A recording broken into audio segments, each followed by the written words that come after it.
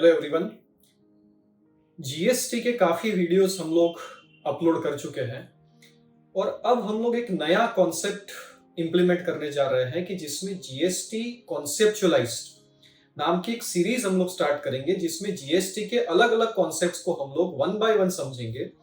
साथ ही हर महीने या हर हफ्ते जैसे भी जीएसटी में नए अपडेट्स आते हैं उसके रिलेटेड वीडियो भी हम लोग अपलोड करेंगे। तो दो अलग अलग पार्ट्स में हम वीडियोस के थ्रू अपडेट्स देने की कोशिश करेंगे।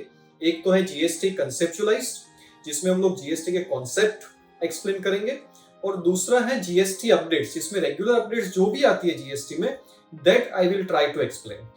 तो दोस्तों, जीएसटी कंसेप्चुअलाइज्ड का ये फर्स्ट एपिसोड है, फर्स्ट पार्ट है, जिसमें आज हम लोग समझेंगे कि जीएसटी में कॉन्स्टिट्यूशनल अमेंडमेंट एक्ट जो पास किया गया पार्लियामेंट में इन द ईयर 2016 वो कैसे किया गया, और जीएसटी की कुछ बहुत ही बेसिक चीजें हम लोग समझेंगे। वन बाय वन हम लोग जीएसटी में ये जो कंसेप्चुअलाइज सीरीज है उसमें एक एक चीजें ऐड करते जाएंगे। जितने जितने इंटरेस्टिंग टॉपिक्स हमको लगेंगे, जो भी व्यूअर्स के लिए बेनिफिशियल है, वो सारे टॉपिक्स हम लोग समझने की कोशिश करेंगे। तो आज का जो सेशन रहेगा वो है जीएसटी में जो कॉन्स्टिट्यूशनल अमेंडमेंट एक्ट पास किया गया इन द ईयर 2016 उसके बारे में बात करता है।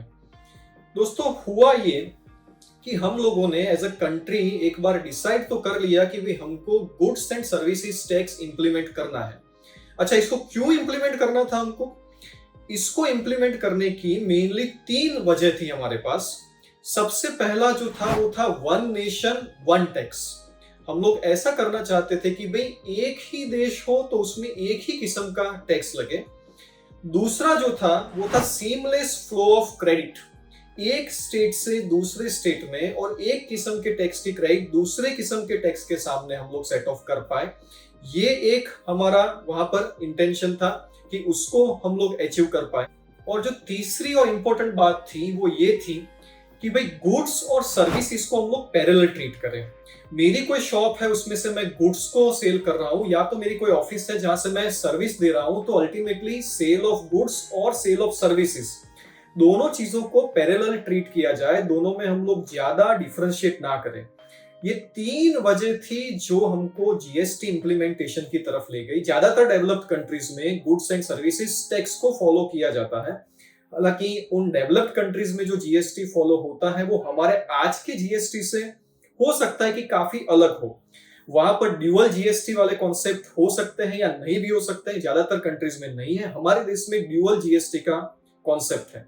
ये ड्यूअल जीएसटी का कॉन्सेप्ट और ये सारी चीजों में जाने से पहले हम लोग समझेंगे कि भाई जीएसटी की जरूरत तो हमको थी कि गुड्स और सर्विसेज को पैरेलल ट्रीट करने के लिए, one nation one tax implement करने के लिए, और जो सीमलेस फ्लो ऑफ क्रेडिट है उसको अचीव करने के लिए हमको जीएसटी चाहिए था।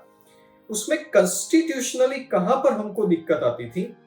तो दोस्तों, ऐसा है कि हमारे देश में कोई भी टैक्स अगर आपको इंपोज करना है, कोई भी नया एक्ट बनाना है टैक्सेशन के रिलेटेड, तो उसमें article 265 of our constitution is saying कि भाई no tax can be levied without a clearly defined charging section. तो जो क्लियरली डिफाइंड चार्जिंग सेक्शन होती है उसके बिना हम लोग कोई नया टैक्स इंपोज या कोई भी टैक्स इंपोज नहीं कर सकते।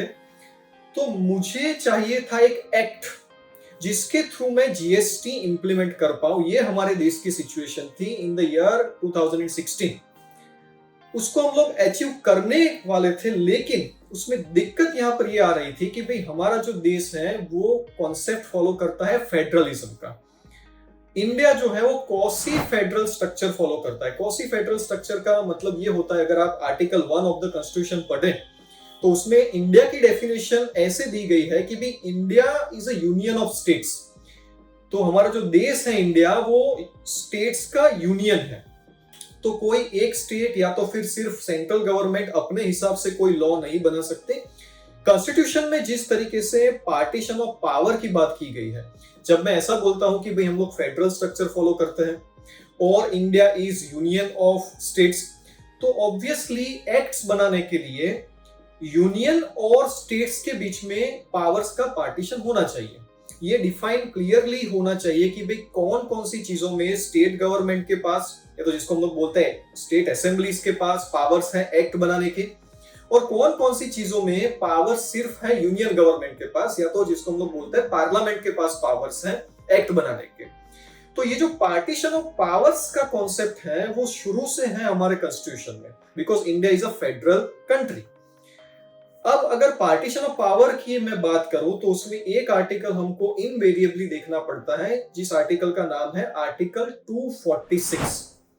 इंडियन कॉन्स्टिट्यूशन का आर्टिकल 246 हमको पार्टीशन ऑफ पावर के बारे में बात करता है, partition of powers between union and states. अब इस आर्टिकल में एक शेड्यूल है, शेड्यूल नंबर 7। शेड्यूल नंबर 7 में 3 लिस्ट एंट्रीज दी गई है। List 1 which is union list, list 2 which is state list, और लिस्ट 3 जिसको हम लोग बोलते हैं कॉन्करेंट लिस्ट। जितनी भी आइटम्स, जितनी भी लिस्ट आइटम्स जो है वो हमारे यूनियन लिस्ट में दी गई है, उसके रिलेटेड एक्ट बनाने का पावर सिर्फ और सिर्फ यूनियन गवर्नमेंट के पास है, सिर्फ और सिर्फ पार्लियामेंट के पास है। पार्लियामेंट ही उसके ऊपर एक्ट बना सकती है। जो चीजें स्टेट लिस्ट में दी गई है उसमें एक्ट बनाने का पावर सिर्फ और सिर्फ स्टेट असेंबलीज के पास है, और जो कॉन्करेंट लिस्ट में दिया गया है, जो भी चीजें कॉन्करेंट लिस्ट में है, उसके ऊपर एक्ट बनाने का पावर दोनों के पास है, पार्लियामेंट के पास और स्टेट असेंबली के पास। लेकिन अगर दोनों ने अपने एक्ट बना दिए तो पार्लियामेंट का जो पावर है वो स्टेट असेंबली के पावर को सुपरसीड कर जाता है। अब जो पार्टीशन ऑफ पावर्स की हम लोगों ने बात की कि भाई यूनियन लिस्ट है हमारे पास, स्टेट लिस्ट है, कॉन्करेंट लिस्ट है, इसको अगर आप ध्यान से देखो, जैसे एग्जांपल के तौर पर अगर एंट्री नंबर 82 को मैं पढ़ूं यूनियन लिस्ट में, तो वो है power to levy tax on income. किसी पर्सन की इनकम के ऊपर टैक्स लगाने का पावर है यूनियन गवर्नमेंट के पास। एंट्री नंबर 83 अगर मैं पढ़ूं तो वो है power to levy tax on importation and exportation of goods. 84 number की जो एंट्री है वो power to levy tax on manufacturing, जिसको हम लोग एक्साइज बोलते हैं।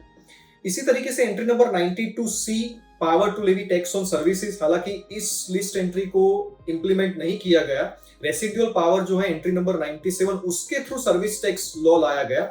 ये सिर्फ एग्जांपल्स है कि कुछ चीजें ऐसी थी कि जिसके ऊपर टैक्स लगाने का पावर सिर्फ और सिर्फ यूनियन गवर्नमेंट के पास था। और अगर मैं स्टेट लिस्ट पढ़ूं तो उसमें एक एग्जांपल लेते हैं कि एंट्री नंबर 54, जिसमें लिखा गया है कि power to levy tax on sale of goods. अगर मैं गुड्स का सेल करता हूं तो उसके ऊपर टैक्स लगाने का पावर जो है वो सिर्फ और सिर्फ रहता है स्टेट्स के पास। अब जीएसटी का कॉन्सेप्ट ऐसा है कि मैं सर्विसेज को और गुड्स को पैरेलल ट्रीट करूं। अब मुझे पैरेलल अगर ट्रीट करना है तो गुड्स के ऊपर टैक्स लगाने का जो पावर है, गुड्स के सेल के ऊपर टैक्स लगाने का जो पावर है वो है entry number 54 of the state list.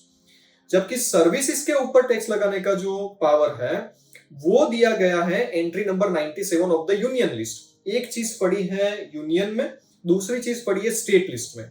दूसरा एक्साइज हमको चाहिए नहीं अगर जीएसटी है तो, वो पड़ा है यूनियन लिस्ट में। कस्टम का क्या होगा, इन सारी चीजों का क्या होगा, ये बातें भी करनी थी उस टाइम पे। हालांकि custom is not substitute into GST. कौन कौन से टैक्सेस को हमको सब्स्टिट्यूट करने हैं जीएसटी में, तो एक्साइज, वेट, सीएसटी, काउंटर वेलिंग ड्यूटी, स्पेशल काउंटर वेलिंग ड्यूटी, इस तरीके के कुछ टैक्सेस को सब्स्टिट्यूट करना है। सर्विस टैक्स, इनको सब्स्टिट्यूट करने के बाद हमको बनाना था जीएसटी की ये सारे एक्ट खत्म हो जाए और जीएसटी रहे। लेकिन कुछ इसके जो टैक्सेस थे वो थे यूनियन लिस्ट में, कुछ थे स्टेट लिस्ट में। अगर मुझे एक करना है दोनों को तो या तो यूनियन गवर्नमेंट को अपने कुछ पावर्स को फर्गो करना पड़ेगा या तो स्टेट गवर्नमेंट को अपने कुछ पावर्स को फर्गो करना पड़ेगा। अब इसके लिए ना तो यूनियन गवर्नमेंट तैयार थी फर्गो करने के लिए, ना तो स्टेट गवर्नमेंट्स तैयार थी ये पावर्स को फर्गो करने के लिए। लेकिन हमको जीएसटी तो इंप्लीमेंट करना ही करना था। तो क्या हम लोगों ने मैकेनिज्म डिजाइन किया, किस तरीके से हम लोग जीएसटी लेके आए, जिसकी वजह से इसका एक कंप्रोमाइज्ड फॉर्मूला हम लोगों ने बनाया। हम ऐसा नहीं कर सकते थे कि भाई स्टेट्स के ऊपर इंपोज करे कि भाई जीएसटी तो यूनियन गवर्नमेंट ही लगाएगी, फिर जो कलेक्शन होगा वो स्टेट्स को डिस्ट्रीब्यूट कर दिया जाएगा। ऐसा नहीं कर सकते, because federalism is a basic structure of the constitution. 1973 का Keshavananda Bharati versus state of Kerala का सुप्रीम कोर्ट का 13 मेंबर बेंच का, कॉन्स्टिट्यूशनल बेंच का सेलिब्रेटेड जजमेंट है कि भाई federalism is a basic structure, और बेसिक स्ट्रक्चर को यू कैन नॉट चेंज।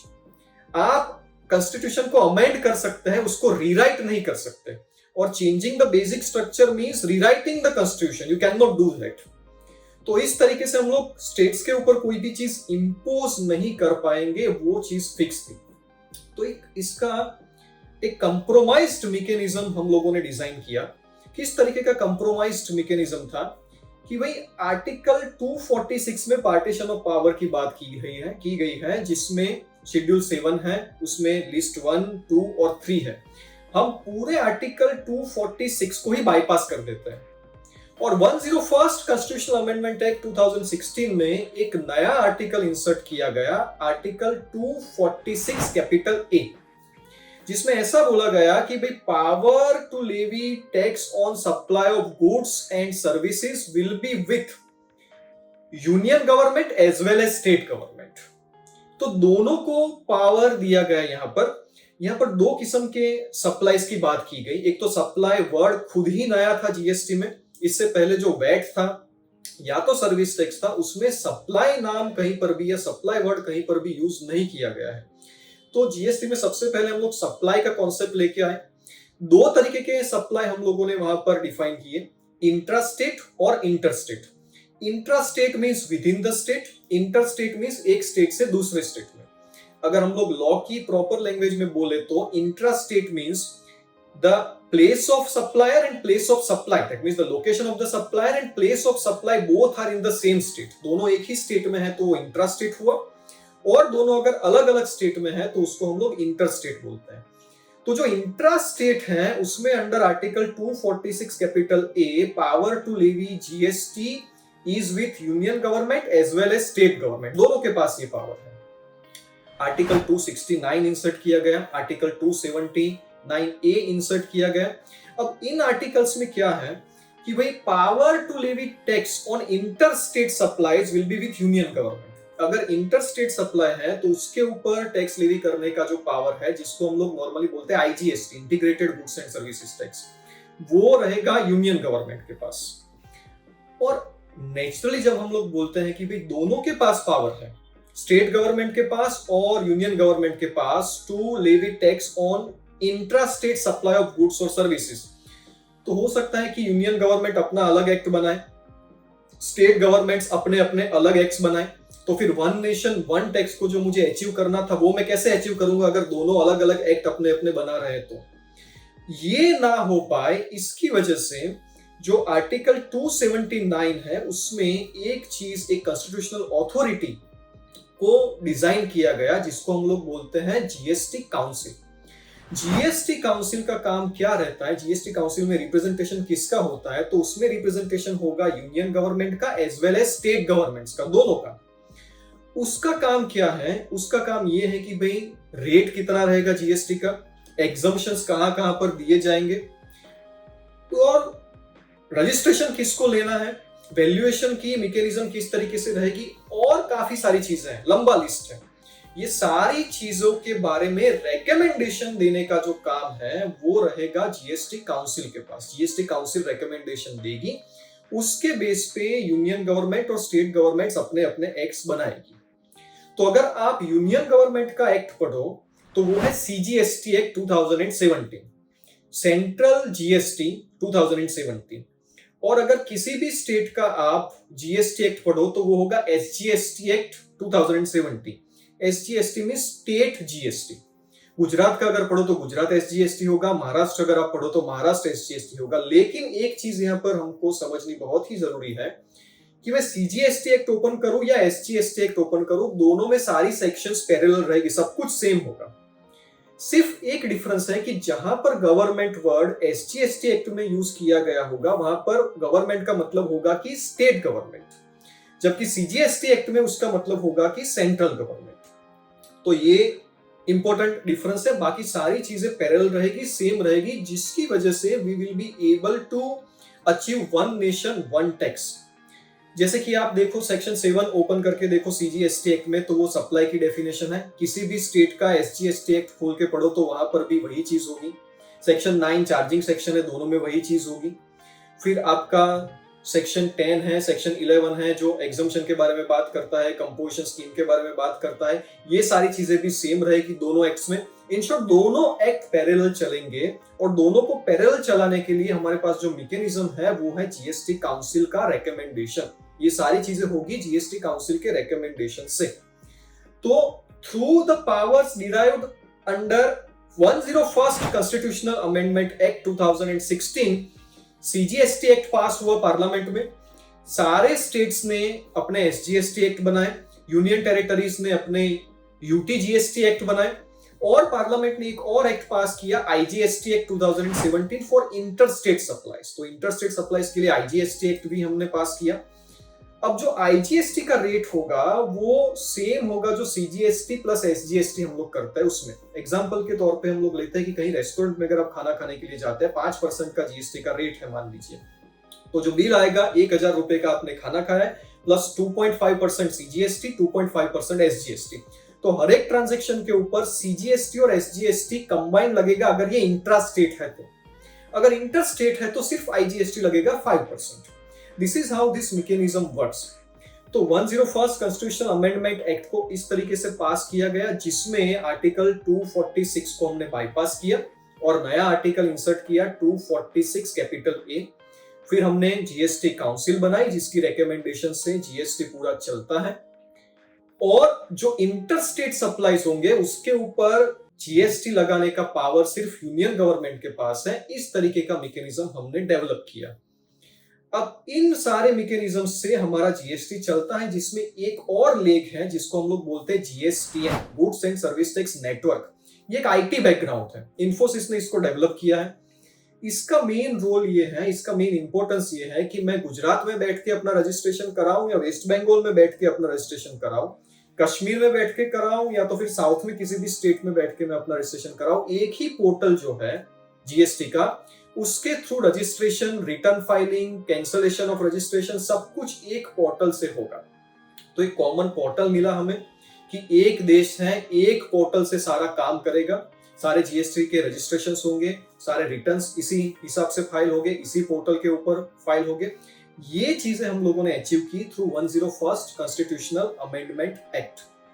तो आज का जो डिस्कशन था वो था सिर्फ और सिर्फ कॉन्स्टिट्यूशनल अमेंडमेंट एक्ट 2016। आगे की जीएसटी के कुछ कॉन्सेप्ट्स, कुछ इंटरेस्टिंग चीजें, कुछ इंटरेस्टिंग बातें जीएसटी के बारे में हम लोग करेंगे जीएसटी कंसेप्चुअलाइज्ड के नेक्स्ट सेशंस में। Thank you very much.